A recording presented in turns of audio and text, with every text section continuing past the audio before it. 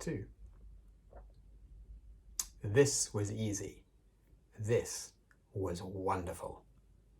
He pulled his broomstick up a little to take it even higher, and heard screams and gasps of girls back on the ground and an admiring whoop from Ron. He turned his broomstick sharply to face Malfoy in midair. Malfoy looked stunned. "Give it here," Harry called, "or I'll knock you off that broom." "Oh yeah?" said Malfoy, trying to sneer, but looking worried. Harry knew somehow what to do. He leant forward and grasped the broom tightly in both hands, and it shot towards Malfoy like a javelin. Malfoy only just got out of the way in time. Harry made a sharp about turn and held the broom steady. A few people below were clapping. "No Crabbe and Goyle up here to save your neck, Malfoy," Harry called. The same thought seemed to have occurred to Malfoy. "Catch it if you can, then," he shouted, and he threw the glass ball high into the air and streaked back towards the ground. Harry saw, as though in slow motion, the ball rise up in the air and then start to fall. He leant forward and pointed his broom handle down. Next second he was gathering speed in a steep dive, racing the ball. Wind whistled in his ears, mingled with the screams of people watching. He stretched out his hand. A foot from the ground he caught it, just in time to pull his broom straight, and he toppled gently onto the grass with the Remembrall clutched safely in his fist. Harry Potter! His heart sank faster than he'd just dived. Professor McGonagall was running towards them. He got to his feet, trembling. "Never, in all my time at Hogwarts." Professor McGonagall was almost speechless with shock, and her glasses flashed furiously. "How dare you? You might have broken your neck." "It wasn't his fault, Professor." "Be quiet, Miss Patil."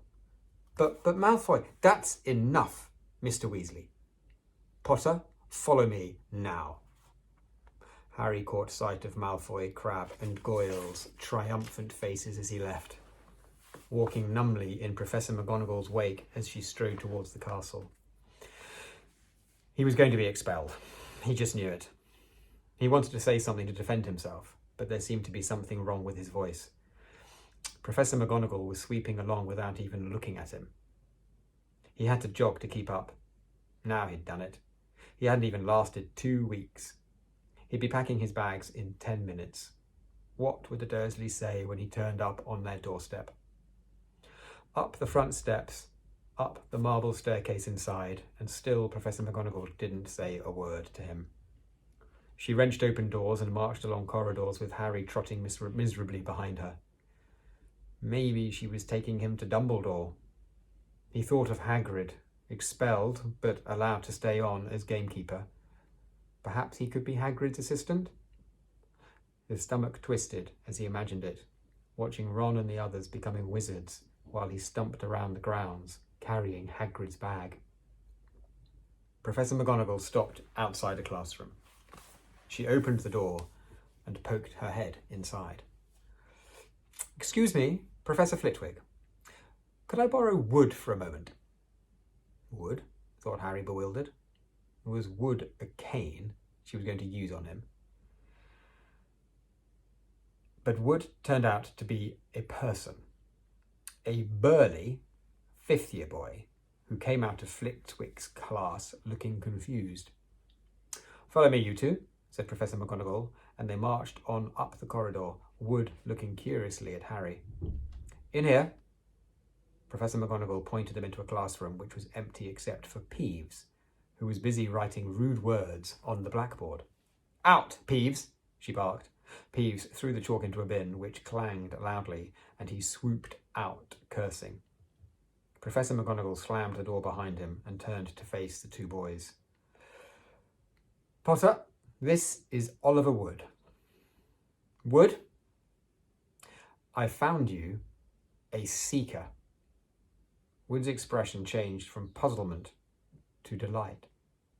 "Are you serious, Professor?" "Absolutely," said Professor McGonagall crisply. "The boy's a natural. I've never seen anything like it. Was that your first time on a broomstick, Potter?" Harry nodded silently.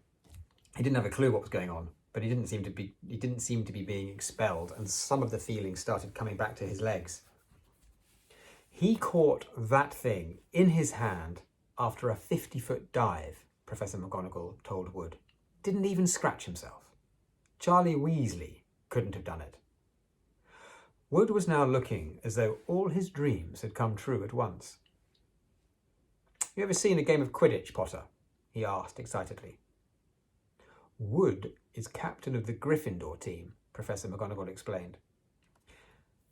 Yeah, he's just the build for a Seeker too, said Wood, now walking around Harry and staring at him. Light, speedy. We'll have to get him a decent broom, Professor, a Nimbus 2000, or a clean sweep 7, I'd say. I shall speak to Professor Dumbledore and see if we can't bend the first-year rule. Heaven knows we need a better team than last year. Flattened in that last match by Slytherin. I couldn't look Severus Snape in the face for weeks. Professor McGonagall peered sternly over her glasses at Harry.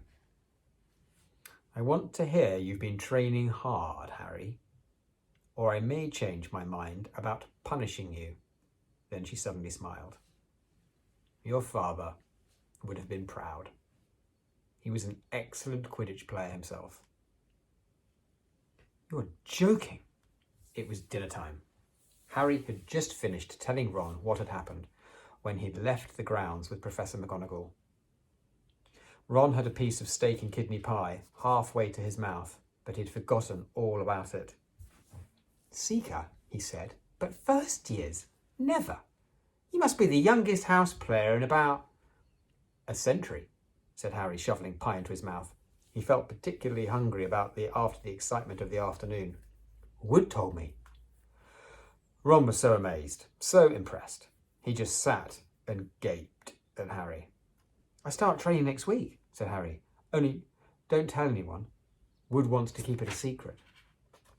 Fred and George Weasley now came into the hall, spotted Harry, and hurried over. Well done, said George in a low voice. Wood told us. We're on the team too. We're beaters. I tell you, we're going to win that Quidditch Cup for sure this year, said Fred. We haven't won since Charlie left, but this year's team is going to be brilliant. You must be good, Harry. Wood was almost skipping when he told us. Anyway, we've got to go. Lee Jordan reckons he's found a new secret passageway out of the school. Bet it's that one behind the statue of Gregory the Smarmy that we found in our first week. See ya. Fred and George had hardly disappeared when someone far less welcome turned up. Malfoy, flanked by Crabbe and Goyle. Having a last meal, Potter? When are you getting the train back to the Muggles? You're a lot braver now you're back on the ground and you've got your little friends with you, said Harry coolly. There was, of course, nothing at all little about Crabbe and Goyle, but as the high table was full of teachers, neither of them could do more than crack their knuckles and scowl. I'd take you on any time on my own, said Malfoy. Tonight, if you want. Wizard's duel. Wands only, no contact. What's the matter? Never heard of a wizard's duel? Of course he has, said Ron, wheeling round. I'm his second. Who's yours?